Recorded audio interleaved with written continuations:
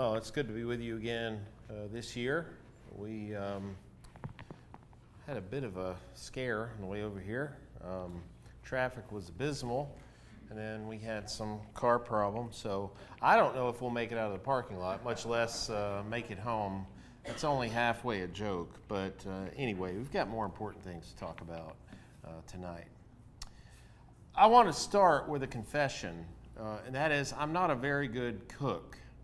And part of that is because I don't really have great experience in doing that. But the other reason is I'm a little bit too over-optimistic about my efforts. So a few years ago, I decided to cook lasagna. And so I Googled lasagna recipe, but then I had too many hits. And so I decided, well, no, let's make it the best lasagna recipe. So I did that. And I went with the first thing that came up. But I started thinking about that experience here recently. And just a few decades ago, if you wanted to cook lasagna, you would probably go to a bookstore and find a book, something like what you have on the left here. And maybe they would have a recipe. Now, if the recipe was good or not, who knows? You would have to decide after you cook the dish. Today, though, as I've already told you, it's a very different process. So I did this just a couple of weeks ago, and if you Google lasagna recipe, you have 168 million hits. But again, maybe you're like me, you say, I don't want just the lasagna recipe, I want the best lasagna recipe. So even if you Google that, it's 111 million hits. I don't know about you, but I don't know what to do with all that, because as soon as you start scanning down, you realize some of these aren't very relevant and some of them are relevant. Some of them take you to blog posts and others take you elsewhere. This is just one example. We could multiply examples, and I'm assuming that you have seen this as well. What this is referred to is information overload. Now think about Googling that phrase. In 2005, if you Googled the phrase information overload, you got 620,000 results. A few weeks ago, I Googled the phrase and received 221 million results. So what that means is people are receiving information overload about information overload. And that's basically what this quote says here to the right. Kay says, even our awareness of overload is overloaded. And that's correct. We might be amazed at what we're able to do with Google and other search engines and other tools like that. And we might think, well, that's an interesting social and cultural phenomenon that differs so much from how the world was just a few decades ago. But there's something in this for Christians as well, because we have to deal with this. Because we're not talking about things like recipes. We're talking about spiritual matters. We can have information overload even on those things. So that's what I want to talk with you about tonight, is information overload and the Christian. Now, when we think about information overload, we're obviously thinking about something in which we use our brains, our intellect. We conceptualize information.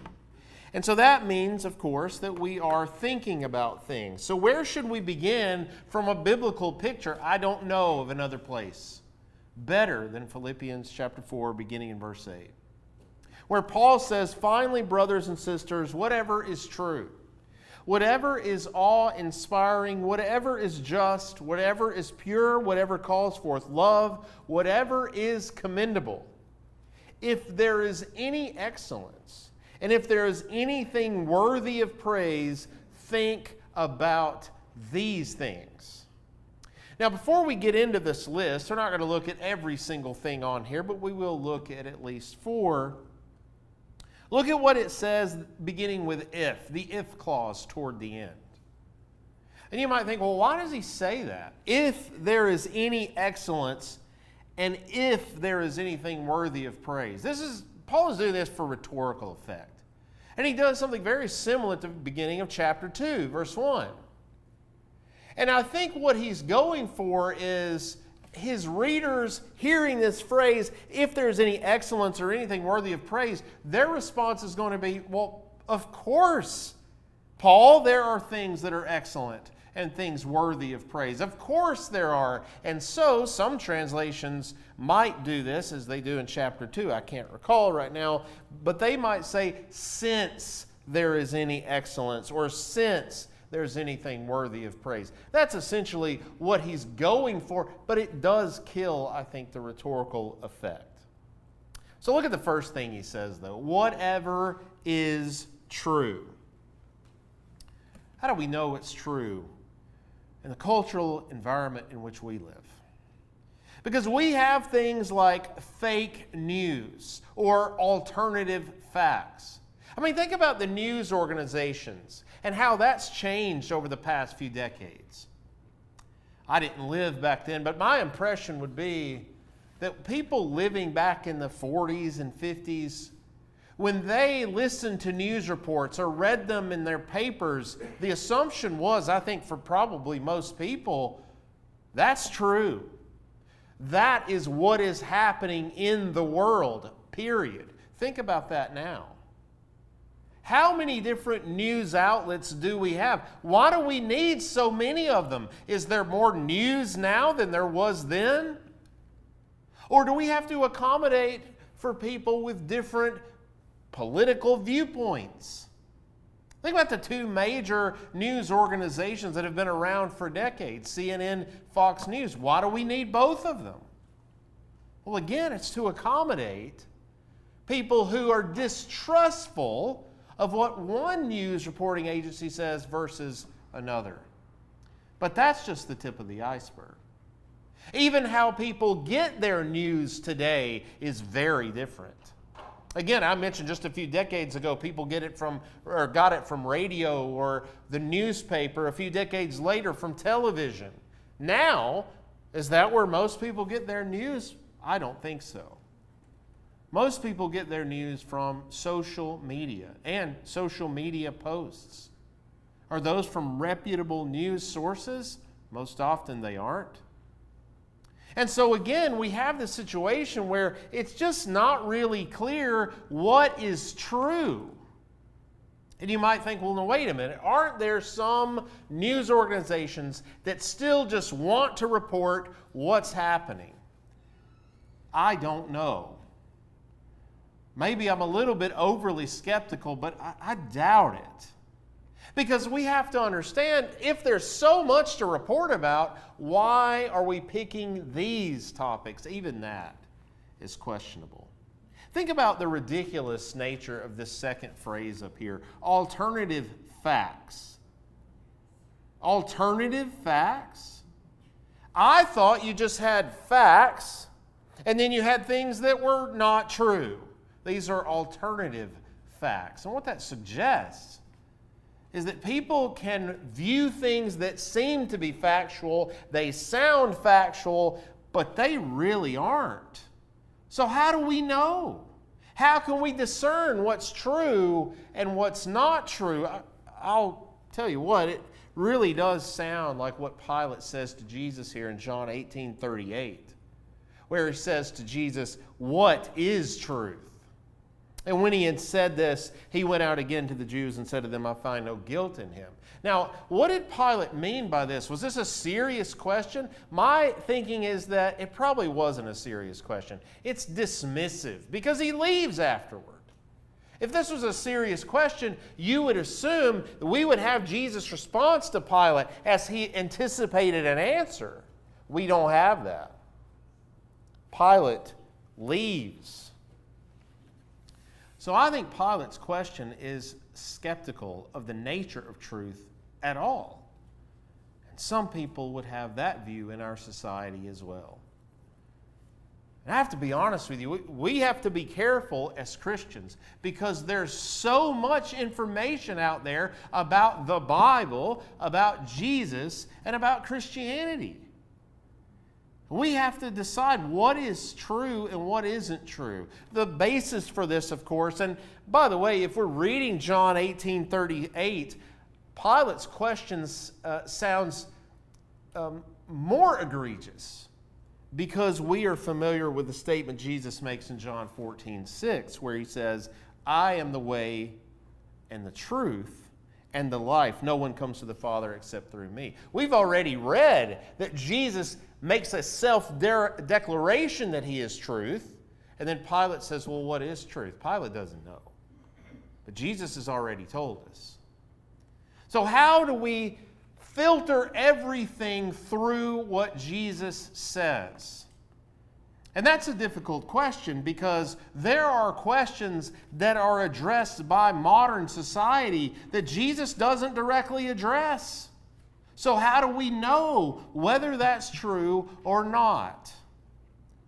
And sometimes that's not really the important thing anyway. What's important is how we respond to truth claims. Because we may not know whether a claim is actually true, but we can know how to respond. And that's in a loving way. That's in a way that tries to understand where other people are coming from and not being overly judgmental when we may not have all the information at our disclosure. There's something else here that I want to mention that I've seen quite a lot here recently on social media, which is a bit surprising because I don't have social media. But it's made an impression enough among some people with whom I interact that they've told me about it. There are statements about Jesus and about the Bible that really do sound true. And furthermore, somebody might think, well, what's the harm in believing that anyway? For example, there was a TikTok video that one of my students actually brought to my attention, if I remember correctly. Well, no, they knew about it. But anyway, it was of a young girl who was so excited because she thought she had discovered something. She read it somewhere, but she wanted to tell everybody about this genealogy in Genesis 5 and about how if you know what the names mean of those Hebrew names and you understand what they mean, it spells out a narrative. And the narrative sounds like the story of Jesus in the New Testament. She was so impressed, and it strengthened her faith. But it's wrong. It's inaccurate. The methodology that she uses actually came from a book that was written several years ago by a guy named Chuck Missler. And it's absolutely erroneous. There's nothing behind it that makes it true. But again, somebody might say, well, what's the harm? It strengthens faith. And if it strengthens faith, then so what if it's not true? Jesus says he is the truth. God is a God of truth. And we need to care about whether things are true or not, even if it makes us feel better. Even if it might strengthen our faith, if it's not true, we need to disregard it. What about the second thing Paul says? And I have actually translated this a little bit differently because it's one of those words that's hard to render in English anyway, but I think doing it this way will hopefully get our attention maybe a little bit more, and I think it's completely reasonable within the Greek word. Whatever is awe-inspiring. And there's a word that we use in our culture quite a bit, and I'm guilty of this as well, and that's the word awesome. That meal was awesome. That motorcycle is awesome. That car is awesome. Well, we don't really mean that in the way that we are saying. And I think we often say that when we mean we like something. And don't misunderstand me. I'm not saying there's something wrong with that. There's nothing wrong with that. But I think by us using that word, we lose something in the English language which ought to be applied to things that are truly awe-inspiring, like God, like His creation. But you see, this is getting mixed up in our culture as well. This is becoming a problem in our culture too. For example, wouldn't it be nice to travel to Greece and see the ancient ruins, for example? Here on the left, I have a picture of the Acropolis on the hill. I've never been in person, but I can imagine it would be incredible. I know people have gone, and that's what they say. It's an incredible sight. It's awe-inspiring. But it is ruins. All right, so some of it looks interesting. Some of it might be awe-inspiring, but the rest just looks like a bunch of blocks. It's not that impressive. But on the right here, we have a modern rendering of ancient Greece. It's in a video game. I've got another confession. I really like video games. And so this one on the right is a game that came out several years ago. It's called Assassin's Creed Odyssey. And basically, your character goes through the ancient Greek world. And the video game designers, talk to classicists about what these ancient cities and places would have looked like on the basis of archaeological evidence, but also textual evidence. So they're not just guessing at what this might have looked like. I've played this game. It is awe-inspiring. And it's the closest I'll ever get, unless we invent time travel, and I'm not really holding my breath on that one, but it is the closest I'll ever get, not to going looking at a bunch of rocks now, but going to ancient Greece. I'd much rather go to ancient Greece than modern Greece. So we might think that's awe-inspiring. Our technological advancement generally could be awe-inspiring, and I won't get into that. We could spend our entire time talking about just that. There are other things, though. How about ChatGPT and other artificial intelligence technologies? How impressive are these? I'll be honest with you, I put off learning about these kind of programs because I saw it as a challenge to the learning process in an academic setting, and I still think it can be. But that's not how everybody sees it. Many students see it as an opportunity to help them, and I think there is a responsible way to use it as a student, but also as professors. There are professors who use artificial intelligence that helps them in their work. So again, I put this off because I had negative connotations associated with it. But a few months ago, something changed my mind.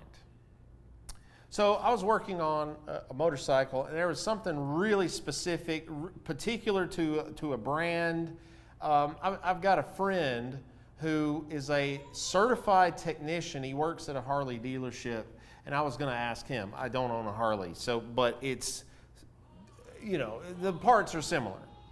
So I asked him this very specific question, and he's like, well, I'm not entirely sure how Ducatis work, but this is how Harleys work. Okay. My other friend, who's on the text thread, who is no mechanic at all, he said, have you tried ChatGPT? And I said, yeah, that's a good joke, right? And he said, no, I'm serious, try it. So I tried it, and they had some pretty helpful information on that, specifically to this particular model. I was impressed. This is awe-inspiring technology, and it's only getting better and better. You may not believe this, but there are people at Google, for example, that are working on nothing else except artificial intelligence ethics. Why are we having ethical discussions about artificial intelligence?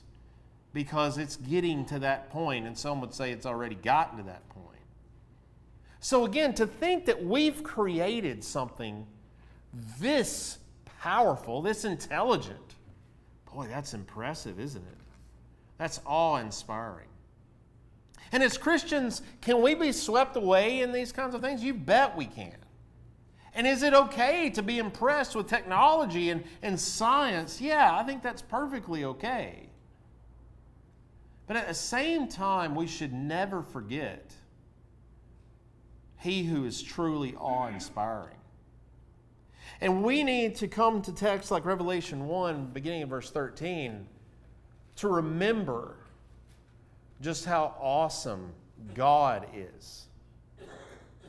In the midst of the lampstands, I saw one like the Son of Man, clothed with a long robe and with a golden sash across his chest. His head and his hair were white as white wool, white as snow. His eyes were like a flame of fire. His feet were like burnished bronze, refined as in a furnace, and his voice was like the sound of many waters. This vision is to make us in awe of God. It doesn't matter what we as humans create or what we can imagine, it's not going to be this awe-inspiring. And so we never need to lose sight of that. We never need to forget God and how truly awesome He is in all this. So that's what we need to think about and constantly remember who He is. The other thing Paul says is also very relevant in our society. That's when he says, whatever is just. That word has a long connotation, the notion of justice. What is justice? This is a very long discussion that goes back to Plato's Republic and before that, surely, but it was made known in Plato's Republic. They have a long debate about what is justice after all. And there are several people with several ideas about that. And that's how it is today too.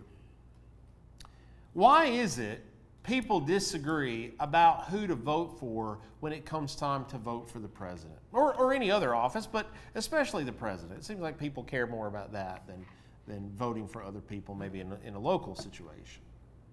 Why do some people pick one candidate over the other? It has to do with justice. Is this candidate going to give justice to this group of people? Well, if the candidate can get that group of people to believe that they will, they can get votes from those people. To the contrary, the other candidate might try another group of people. And if he can get them or she can get them convinced, they will vote for that candidate. So it is about this idea of justice. We hear phrases like social justice or the idea of individual rights. When we feel threatened that our civil liberties, our justice in that civil sense is being threatened, we feel pretty threatened personally.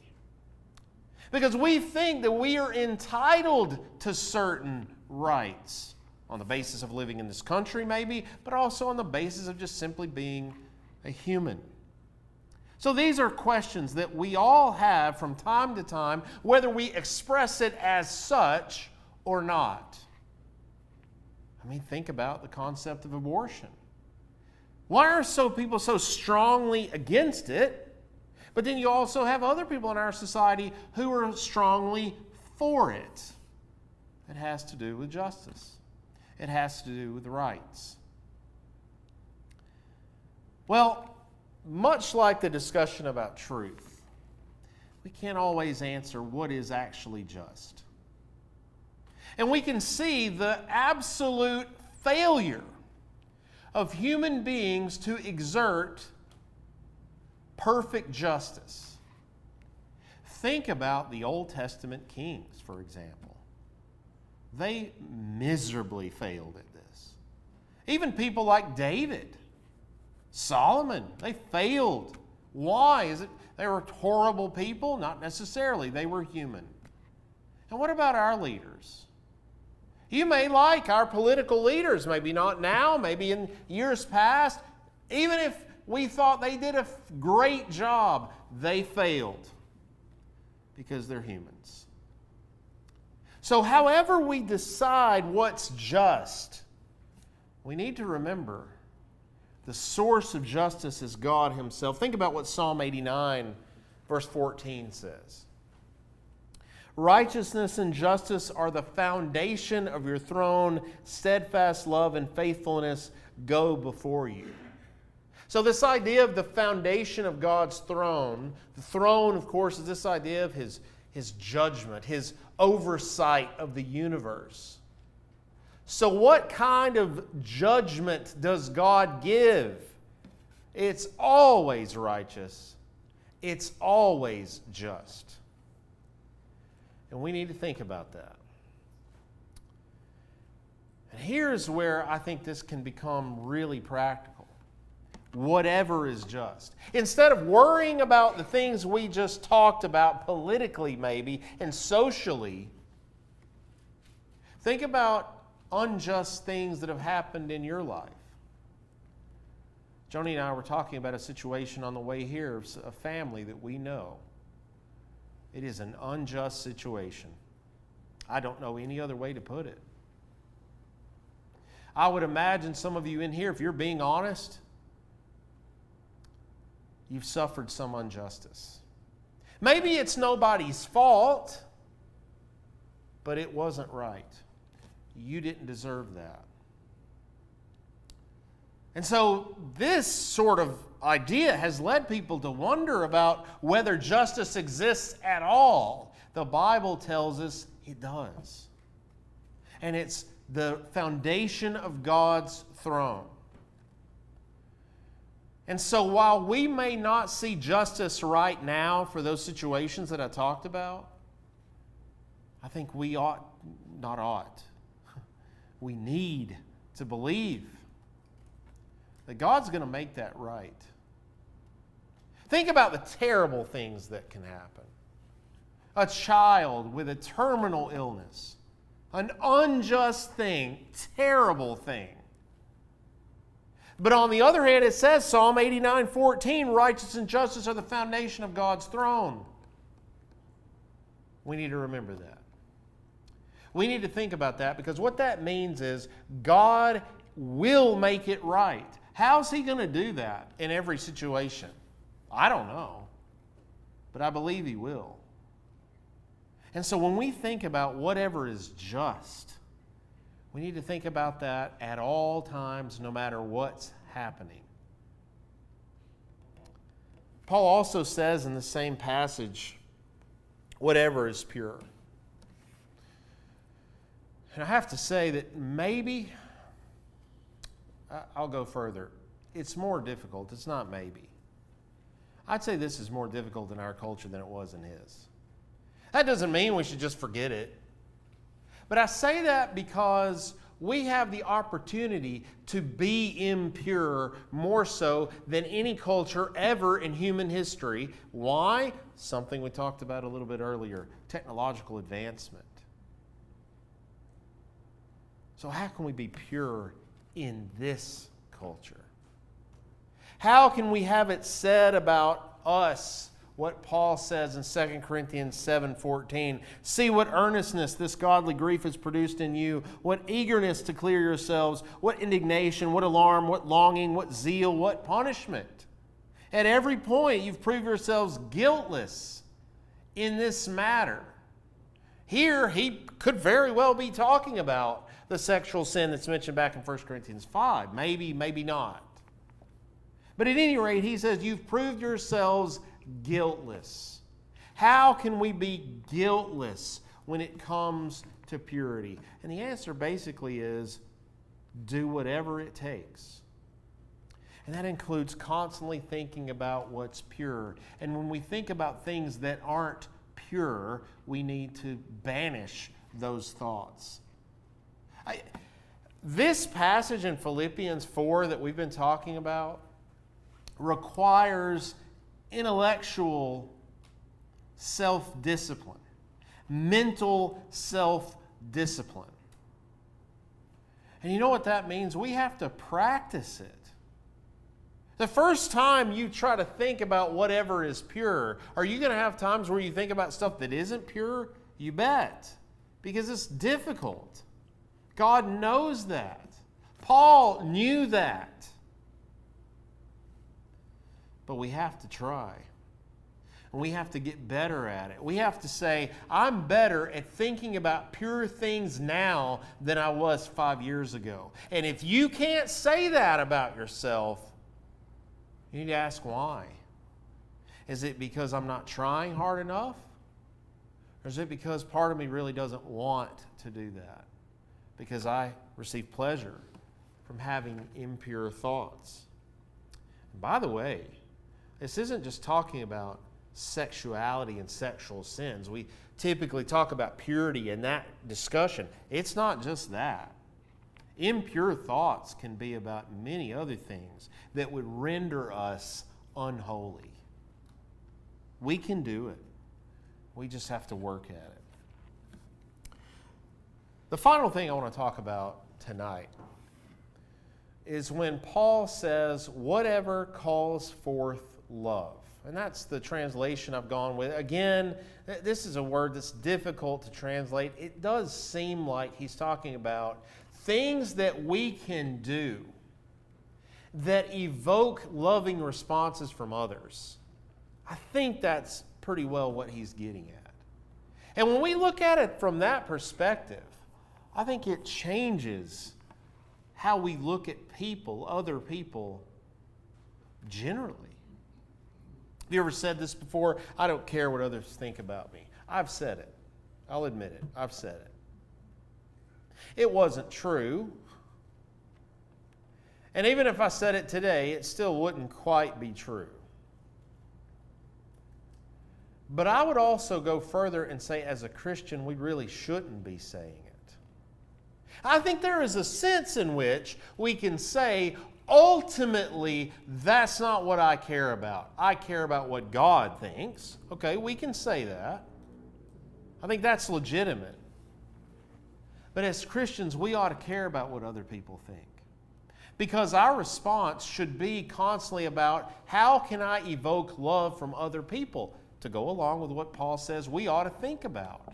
Think about ways that we can cause other people to love. Not us necessarily, but other people. I mean, I think this fits very well with what Jesus says in the Sermon on the Mount. Matthew chapter 5, verse 14. You are the light of the world. A city built on a hill cannot be hid. People do not light a lamp and put it under the bushel basket. Rather, they put it on the lampstand, and it gives light to all in the house. In the same way, let your light shine before others, so they may see your good works and give glory to your Father in heaven. What we do evokes people to give glory to God. What an amazing impact you can have on other people. And I can have on other people. This idea makes me think about something that you often hear people say to school-age children. Particularly maybe when they get to middle school, you'll hear teachers say, you need to watch what you're doing because the little ones are paying attention. They're watching you. And I remember thinking when I was that age, no, they're not. They're not watching what I'm doing. That just shows my ignorance. That's absolutely true. It's also true of other people watching us now. Have you ever said something to somebody and years later they bring it back up to you and you may not even remember that you said it? I'll tell a quick embarrassing story. I'm almost finished, but I might as well just completely embarrass myself. But a few years ago, someone, a student reminded me, they said, do you remember the time you made that girl cry in class? And I said, no, I don't remember that.